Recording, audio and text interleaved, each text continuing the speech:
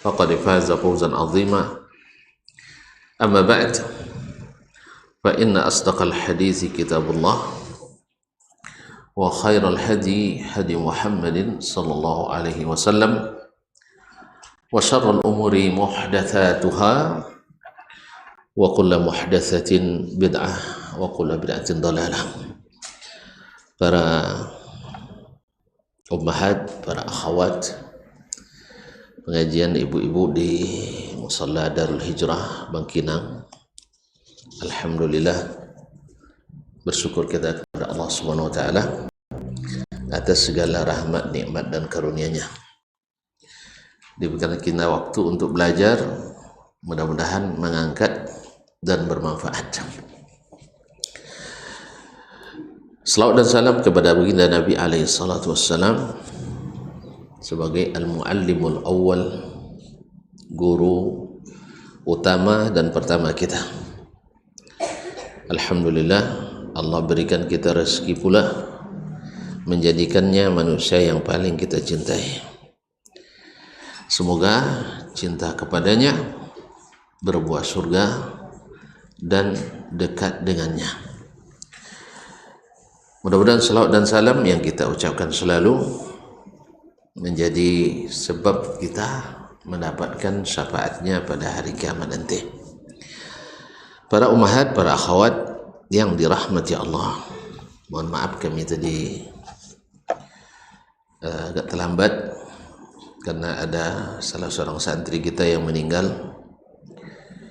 di Al-Utsaimin. Semoga Allah SWT menerimanya dan memberikan kesabaran pada keluarga yang ditinggalkannya. Mudah-mudahan dimasukkan ke surga dan di akhirat dikumpulkan pula kita bersamanya, amin. Melanjutkan kaji kita bersama Imam Al-Bukhari rahimahullah.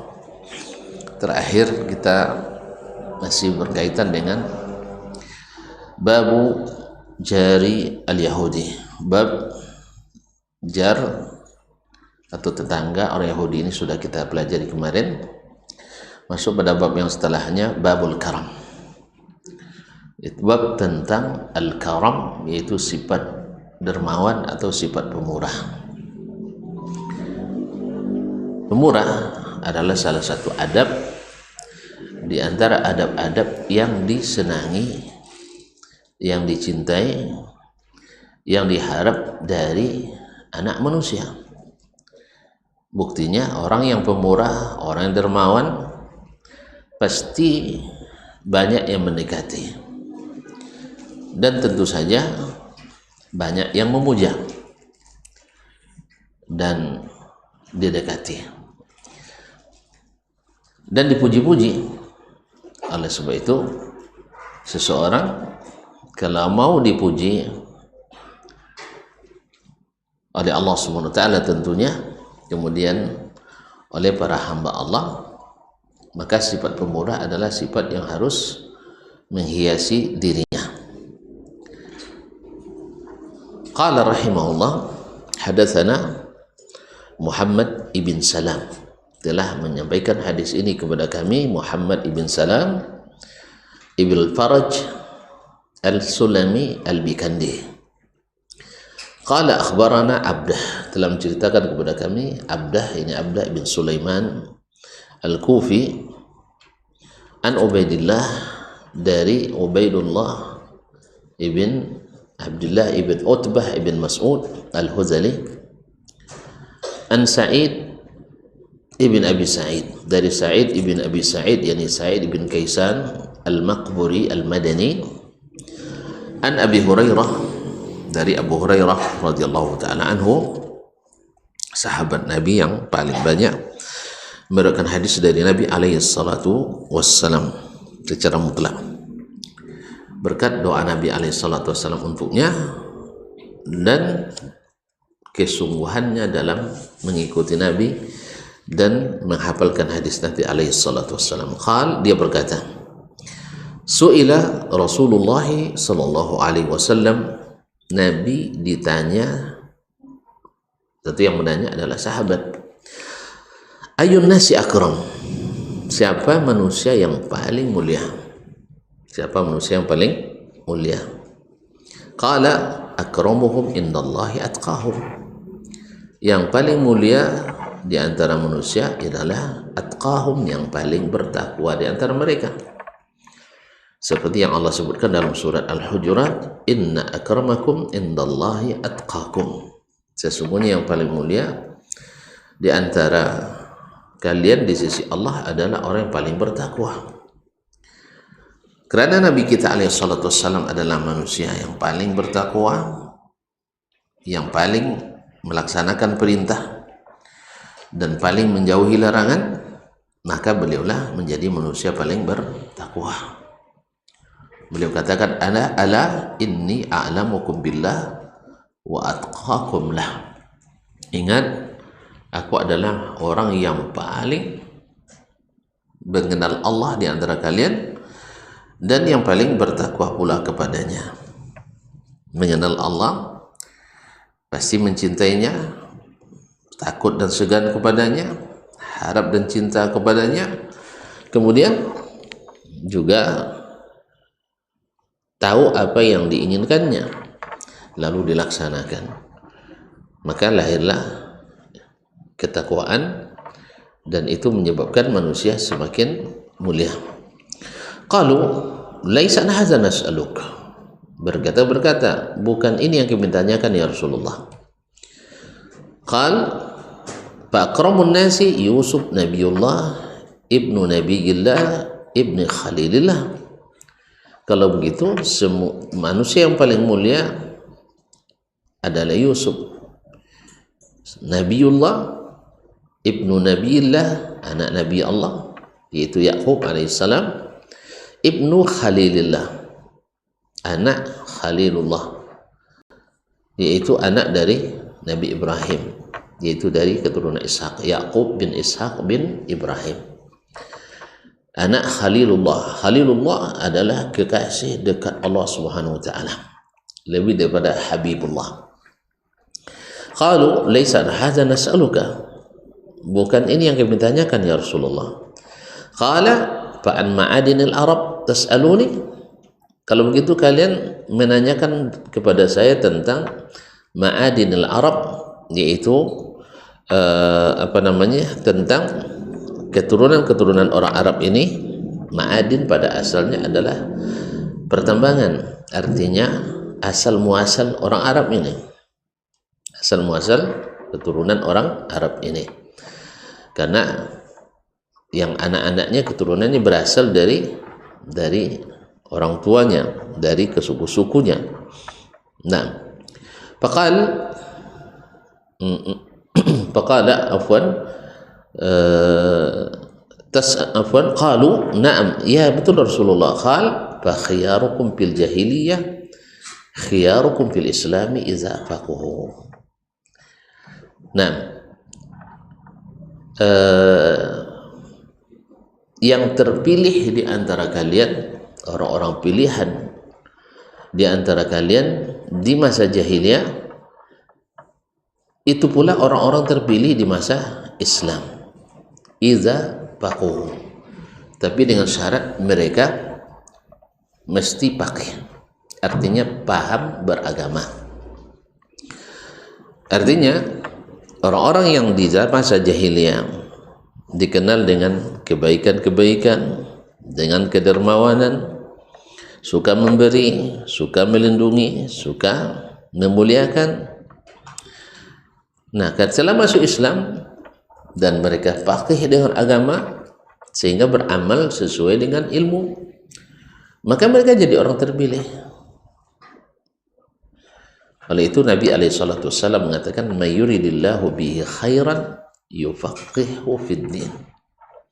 Siapa yang Allah inginkan baginya kebaikan, Allah jadikan dia faqih beragama. Dan dapat kita saksikan, yang paling faqih dalam beragama, mereka lah orang yang paling dimuliakan dalam Islam.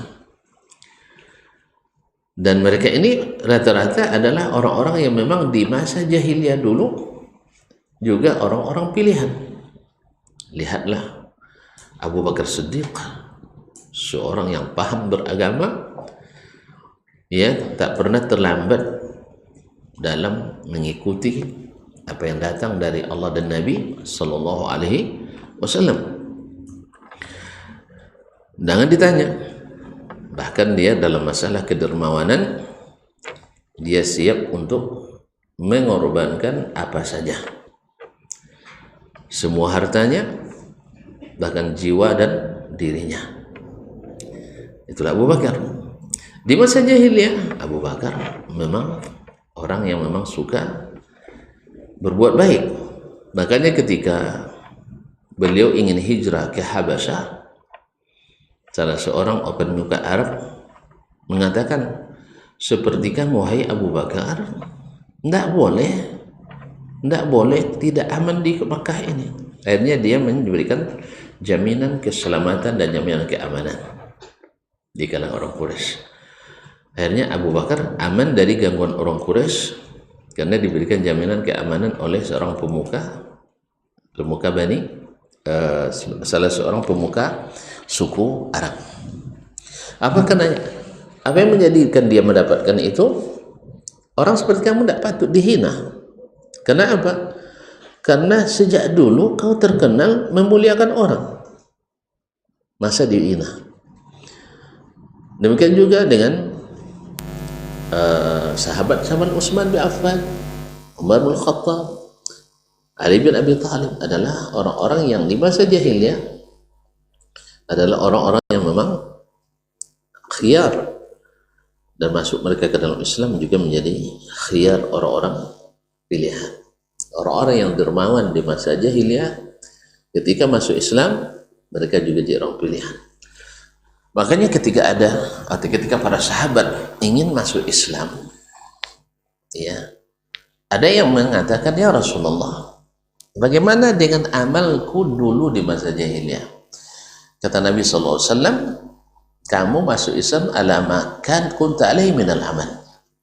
Kau masuk ke Islam dan amalan kebaikan yang kau lakukan semasa jahiliyah engkau bawa ke dalam Islam. Artinya dianggap sebagai amal saleh. Makanya orang bertaubat disebutkan faulaika allazina yubaddilullahu sayyi'atihim hasanat, yaitu mereka adalah orang-orang yang Allah ganti keburukan-keburukan mereka dengan kebaikan-kebaikan. Begitulah Allah SWT dari awalnya amalan sia-sia, tetapi dengan al-kalimah al-azimah, kalimat tauhid, la ilaha illallah Muhammadur Rasulullah, mengembalikan amal yang tadi sia-sia menjadi amal yang luar biasa. Masuk Islam maka tetap menjadi orang pilihan. Nah, yang tidak sadar hal ini, itulah yang mereka menentang Islam itu. Mereka mengatakan kalau seandainya masuk Islam nanti peluang-peluang mereka berkuasa, peluang-peluang mereka berusaha, peluang-peluang mereka menjadi tokoh, peluang-peluang mereka jadi pemimpin akan hilang. Itu semua dari pikiran-pikiran yang tidak beriman. Sama juga dengan hari ini, kalau seandainya kita ngaji, banyak peluang-peluang ini yang hilang, peluang rezeki, peluang usaha, teman-teman dan sebagainya. Padahal kenyataannya adalah setelah kita mengaji kembali kepada seperti zaman Nabi alaihi salatu wassalam, bukan justru hilang, bahkan kadang-kadang membawa peluang berbuat baik terbuka, kadang-kadang peluang berusaha terbuka dan sebagainya. Jadi kadang-kadang syaitan menjadi penghalang, menjadi pembisik, menjadi pembusuk, sehingga niat kita berbuat baik kadang-kadang dihalangi oleh syaitan ar-rajim. Oleh itu, para ummahat, para akhwat yang dirahmati Allah SWT, hadis ini menunjukkan bahwa orang-orang pilihan di masa jahiliyah bila masuk Islam juga menjadi orang pilihan. Kalau tadi di antara contoh-contoh yang disebutkan oleh Nabi alaihissalam, ya, seperti Nabi Yusuf alaihissalam belum diangkat jadi Nabi juga orang pilihan. Nabi Ibrahim sebelum diangkat jadi Nabi juga orang pilihan. Dan Sayyiduna Muhammad SAW diangkat juga orang-orang pilihan. Para istri Nabi alaihissalam, ya sebelum mereka masuk Islam juga orang-orang pilihan. Khadijah radhiyallahu anha, Maimunah bintul Haris al-Hilaliyah, Ummu Salamah, Zainab bintu Jahsh. Ini semua adalah orang-orang pilihan yang setelah masuk Islam semakin menjadi orang terbaik, orang-orang yang dermawan. Wabillahi taufik. Tapi dengan syarat kita faqahu, yaitu bila benar-benar paham agama. Bila artinya syaratnya kita mesti berilmu. Karena kalau tidak berilmu, ya kadang-kadang memang sifat karam masih ada, tetapi berlaku pada kita sesuatu yang kadang membatalkan itu.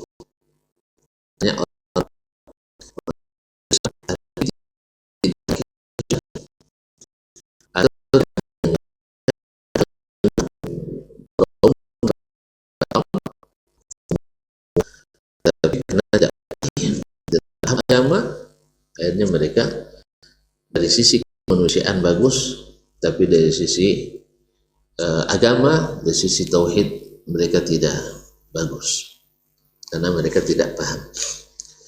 Oleh sebab itu makanya orang-orang yang baik-baik pun mesti belajar, orang-orang yang sudah hebat pun mesti belajar menuntut ilmu, orang-orang yang sudah taat pun mesti juga nantiasa untuk murajaah ilmu yang sudah mereka dapatkan. Maka belajar itu adalah berlaku long life education, yaitu sepanjang hidup kita harus tetap belajar. Sepanjang hidup kita tetap belajar, karena belajar itu adalah baik, adalah salah satu dari ibadah yang paling dicintai Allah Subhanahu wa ta'ala. Bab yang selanjutnya, babul ihsani ilal barri wal fajir. Bab berbuat baik kepada orang yang saleh atau orang pendosa, orang baik atau orang durhaka. Artinya bab tentang dibolehkan berbuat ihsan, berbuat kebaikan kepada orang yang baik atau orang yang durhaka. Dua-duanya boleh kita berbuat baik. Siapa orang yang paling durhaka atau lebih durhaka daripada orang kafir? Kan tidak ada. Tapi Allah tidak melarang itu. La yanhaakumullah anil ladzina lam yuqatilukum fid din wa lam yukhrijukum min diyarikum an tabarruhum wa tuqsitu ilaihim wa aqsitu innallaha yuhibbul muqsitin. Allah tidak melarang kalian berbuat baik kepada orang-orang yang tidak memerangi kalian dalam agama dan tidak mengusir kalian dari negeri kalian, dan berbuat adillah, karena sesungguhnya Allah mencintai orang-orang yang berbuat adil. Jadi Imam Al-Bukhari ingin menyebutkan di sini, di antara adab yang terpuji adalah berbuat baik kepada siapapun, baik orangnya taat atau orangnya sekalipun ahli maksiat. Walaupun, dan ini tidak bertentangan dengan hadis Nabi SAW, la yat'amu aw la yakulu ta'amaka illa taqi. Jangan makananmu sampai dimakan kecuali oleh orang yang bertakwa. Artinya orang yang bertakwa itu tentu lebih utama. Orang yang muslim tentu nomor satu. Tetapi kalau seorangnya muslim itu atau seorang yang bertakwa sudah dapat, nah orang lain pun yang tidak bertakwa, pendosa pun juga tidak masalah. Barangkali ibu-ibu pernah dengar cerita yang diceritakan oleh Nabi SAW. Seorang kaya yang dermawan mengatakan, demi Allah saya malam ini akan bersedekah kepada orang miskin. Lalu dia mencari malam itu bersedekah kepada seorang wanita atau seorang wanita berzina. Besoknya diketahui sampai dikatakan orang, Masya Allah dia bersedekah kepada orang berzina. Akhirnya dia mengulang lagi, besok malam ini saya akan bersedekah kepada orang yang berhak, yang miskin. Tiba-tiba datang lagi sedekahnya ke tangan orang pencuri. Lalu orang siangnya berbicara, kok bersedekah pada pencuri? Lalu tahun ketiga dia berhenti lagi, sedekah pada orang kaya yang kedekut. Akhirnya Allah, sedekahku tak itu ke tangan orang kaya yang kikir. Tapi Allah SWT tetap menerimanya. Adapun wanita yang pertama yaitu berzina yang menerima sedekahnya, mudah-mudahan dengan sedekah yang dia terima, dia tidak perlu lagi melakukan dosa zina. Karena pada umumnya wanita itu terpaksa melakukan zina itu karena untuk mendapatkan biaya hidup. Nah, ketika dia diberikan uang dalam jumlah yang banyak seperti itu, barangkali bisa menghalangi dia untuk meneruskan perbuatan terkutuk itu.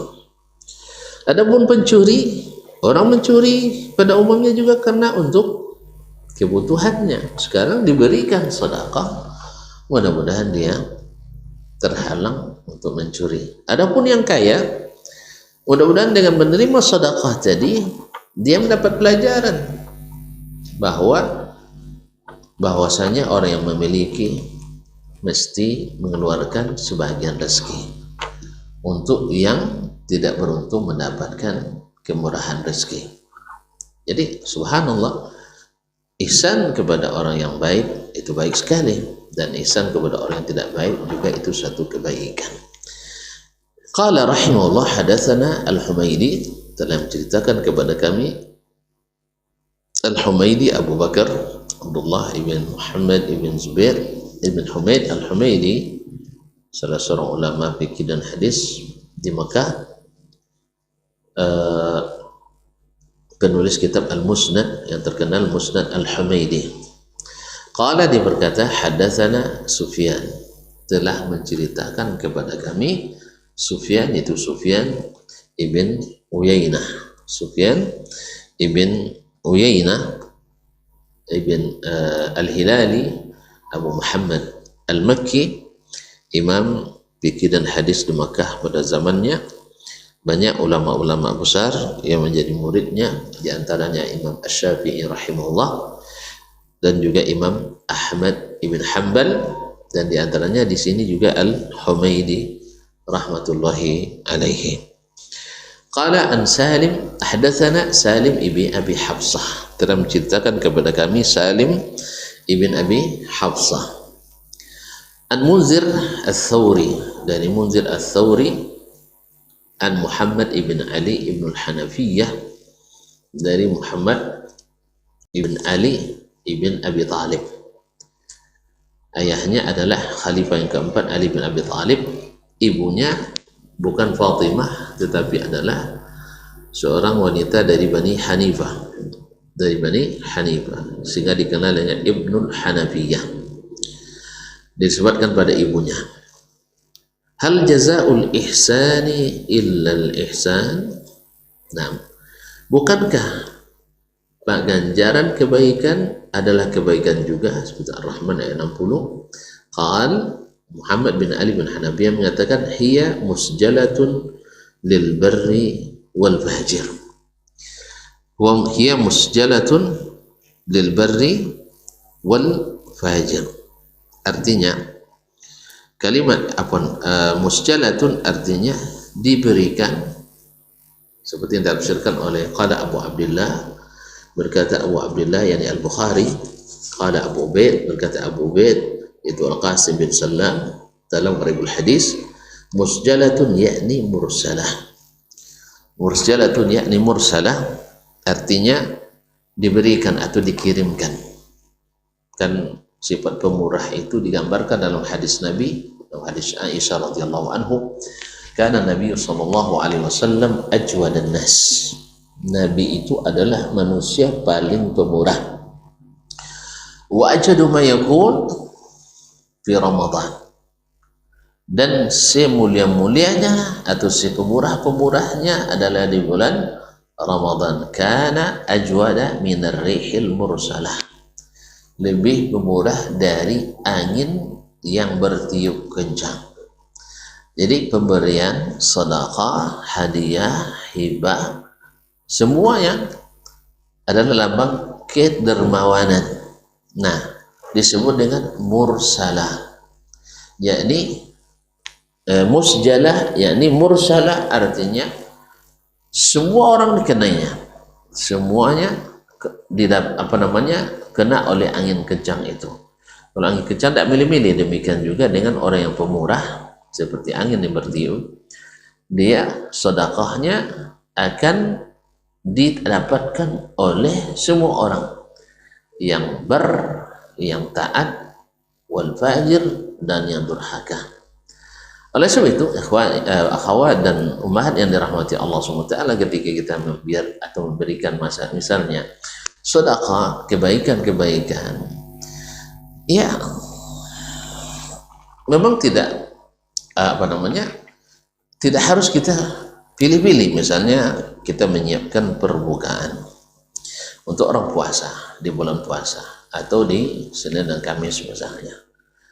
Ya, kalau orang puasa, ya kita tidak pilih mestinya harus orang-orang yang dikenal dengan kesalehan. Dan siapapun yang puasa, kita siapkan perbukaannya, baik yang disiapkan di masjid, musalla, atau di tempat-tempat di perjalanan bagi musafir.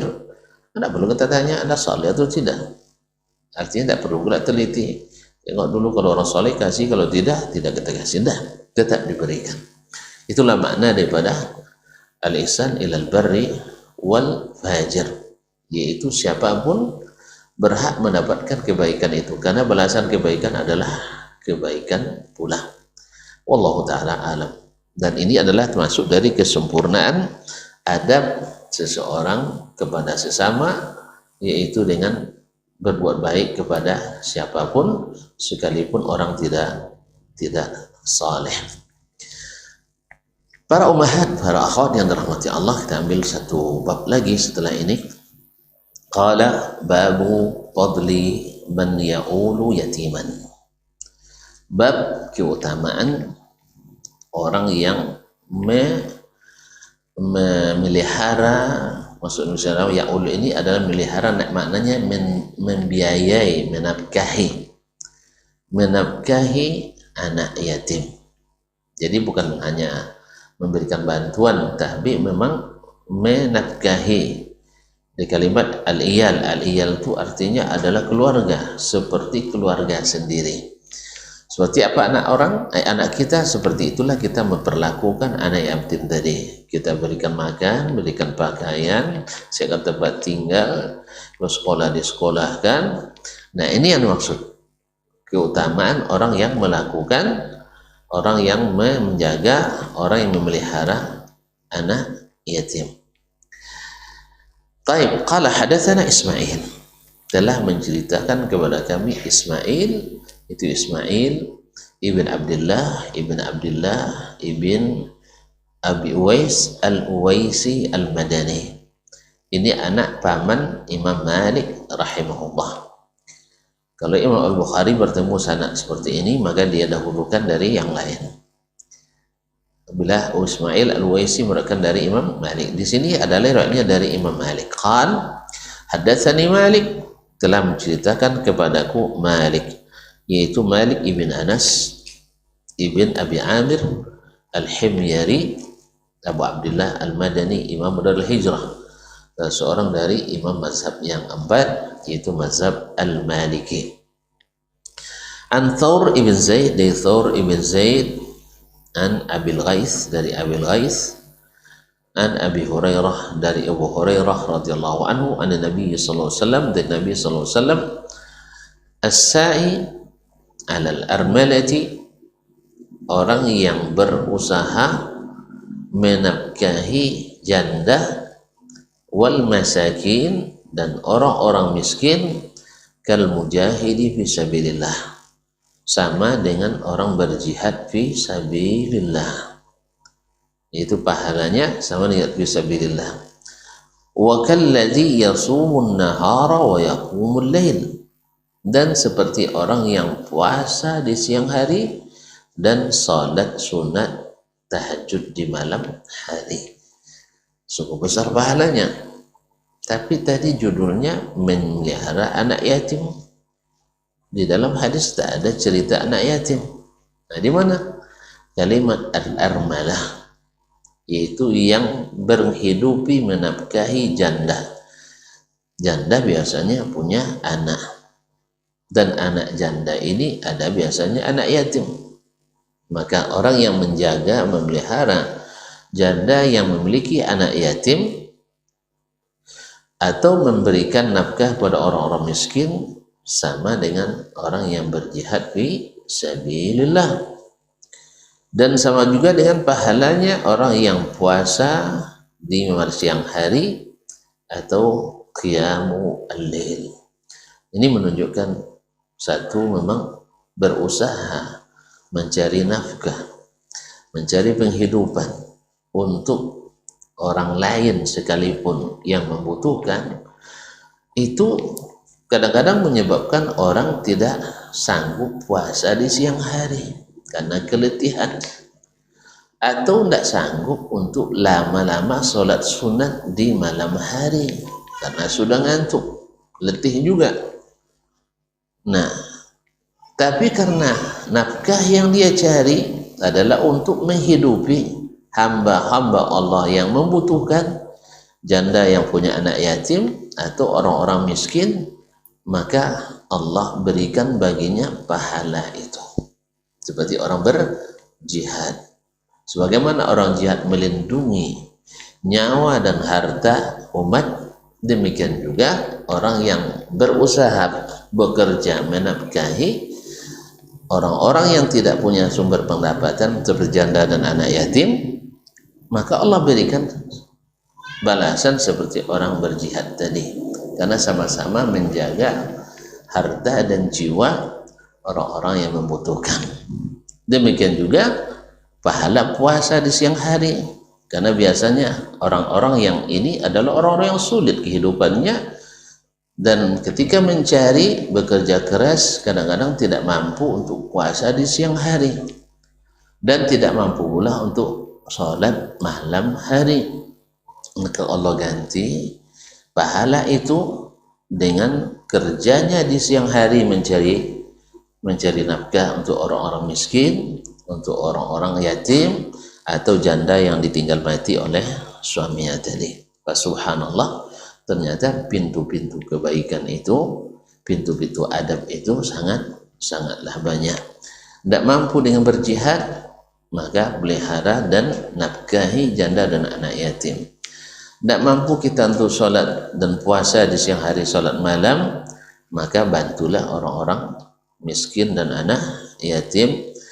Dan tentu akan lebih baik lagi bila diberikan Allah kemampuan untuk menafkahi mereka, dan diberi pula kemampuan untuk berjihad fisabilillah, baik jihad dengan senjata maupun jihad dengan ilmu atau dengan berbuat ketaatan dakwah. Wallahu ta'ala alam. Bakal sampai di sini kajian kita pada kesempatan ini. Kalau ada beberapa hal yang perlu diperjelas, silahkan disampaikan. Wa subhanahu ta'ala alam. Wa sallallahu ala nabiyyina Muhammadin wa sallam.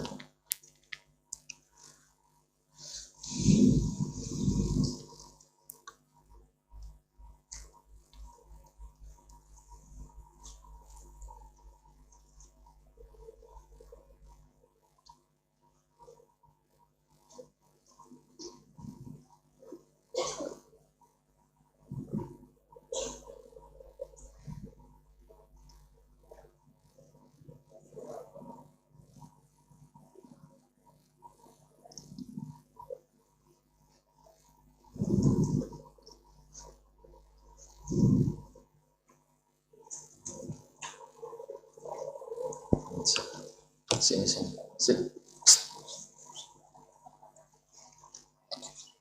Tak, sini. Sini.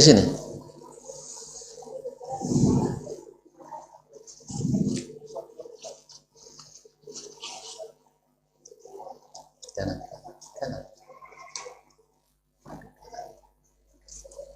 Ambil kanan.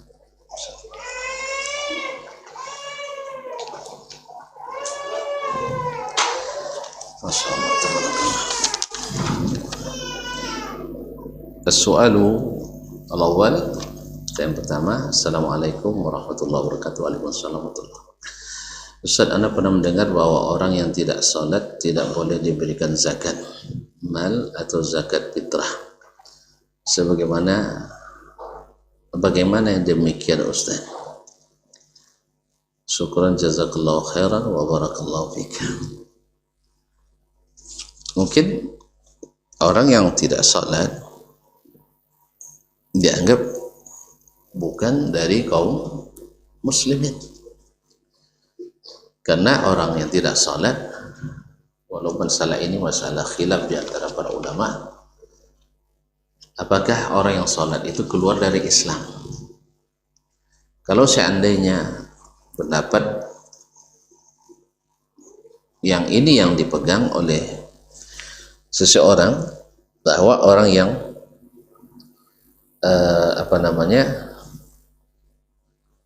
bahwa orang yang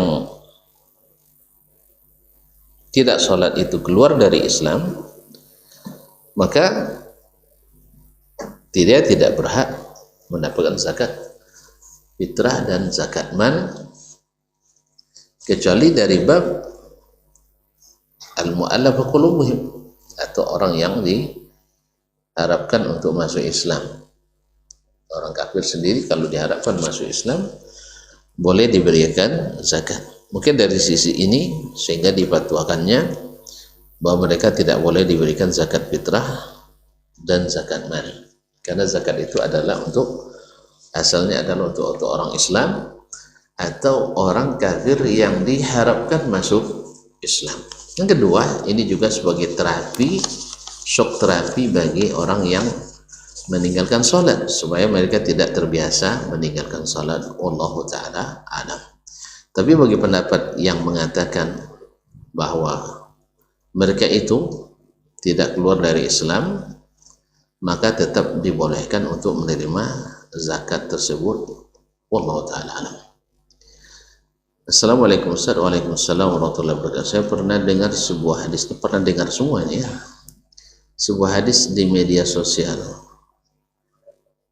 yang mana di hadis ini hadisnya ST, yang benar adalah TS ya, MTS Sanawiyah, di mana hadis tersebut Rasulullah diperlihatkan orang-orang yang berenang di api neraka dan dia memuntahkan dan keluar dari mulutnya api. Lalu bertanya kepada malaikat Jibril, siapa itu? Lalu malaikat Jibril jawab, itu adalah orang yang hafiz Al-Quran tapi lalai dalam menjaganya. Saya tidak tahu atau saya lupa, nanti saya murjaah lagi ya, insyaallah. Ia dikatakan sebagai hafiz Quran lalu tidak menjaganya. Dan yang kedua, apakah hadis tersebut sahih? Saya sudah katakan tidak tahu tadi. Apakah dosa kalau kita takut menghafal Al-Quran karena dia alasan tidak bisa menjaganya? Ya, menghilangkan atau sengaja meninggalkan Al-Quran dan dengan tidak menghafalkannya memang berdosa. Memang berdosa, karena Nabi menyuruh kita untuk ta'ahudul Quran, karena Al-Quran itu lebih cepat perginya dari onta yang dari ikatannya. Dan benarkah jika kita dengan sengaja tidak mau menghafalkan Al-Quran, justru itu ada siksa tersendiri? Itu yang saya tidak tahu tadi. Apa hukumnya menghafal Al-Quran dengan niat untuk berbakti atau membahagiakan orang tua? Bagus sekali, bagus sekali, karena selaras dengan dengan perintah Allah SWT, itu menghafalkan Al-Quran, kemudian dalam rangka mewujudkan cita-cita kebaikan dari orang tua kita. Orang tua kita tentu senang dia memiliki anak yang hafiz. Ya, di antara kesenangannya satu memang ada keutamaan. Nanti di akhirat kita akan memasangkan kepada orang tua kita mahkota kemuliaan, dan memakaikan juga jubah kemuliaan untuk mereka. Tentu sangat bagus sekali kalau kita niat untuk menyenangkan hati orang tua kita. Assalamualaikum. Sebagaimana kita tahu, musik atau alat musik hukumnya haram. Bagaimana hukumnya memberi uang kepada seorang pengamen?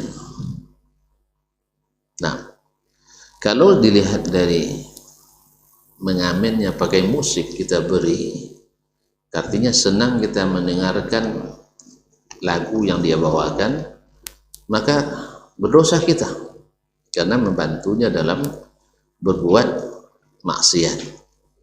Tapi mungkin dari sisi lain, mungkin kalau bisa kita menasihati, apalagi kita melihat dari sisi kemanusiaan, dilihat dari tampilannya mereka belum makan dan sebagainya, maka kita berikan, insya Allah tidak berdosa.